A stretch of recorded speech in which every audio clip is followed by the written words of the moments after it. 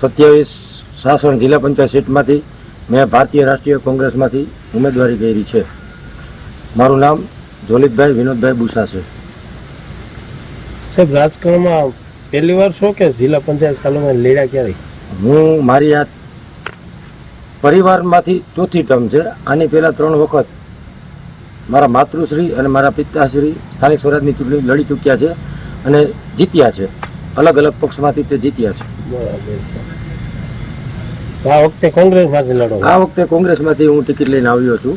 કારણ કે ઇકોઝોનમાં જ્યારે 27 સાસણ જિલ્લા પંચાયતમાં ગીરના વિસ્તારમાં ઇકોઝોન નામનો કાળો કાયદો જ્યારે સરકાર દ્વારામાં લગાડવામાં આવ્યો હતો ત્યારે ભાજપમાંથી મેં પ્રચંડ વિરોધ ભાજપનો કર્યો હતો. પાર્ટીમાં રહી અને ભાજપનો વિરોધ કર્યો હતો અને તેની મને આ સજા મળી છે કે મારી ટિકિટ ભારતીય જનતા માટે કાપી નાખી. પણ કાંઈ વાંધો નહીં, સજા મળી. હું તો ખેડૂતો ભેગો અને મારા ગીરના માલધારી ભેગો ભાજપમાંથી સત્તા પક્ષમાં હતો, છતાં હું પાર્ટીની સામે રહી અને એની સાથે હતો અને કોંગ્રેસમાં પણ હું ખેડૂતો સાથે જ રહીશ.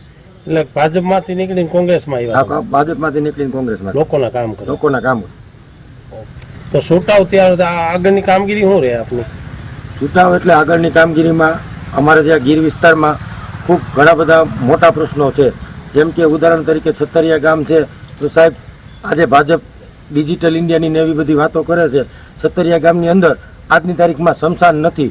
તો છતરિયા ગામમાં આજની તારીખમાં સ્મશાન નથી તો એ ગામમાં જમીન કેમ હસ્તગત કરાવી સરકારમાંથી અને સ્મશાન બનાવવું, એવી બધીની જે ગીરની જે મૂળભૂત જરૂરિયાત છે એવી બધી કામગીરી હું કરવાનો છું.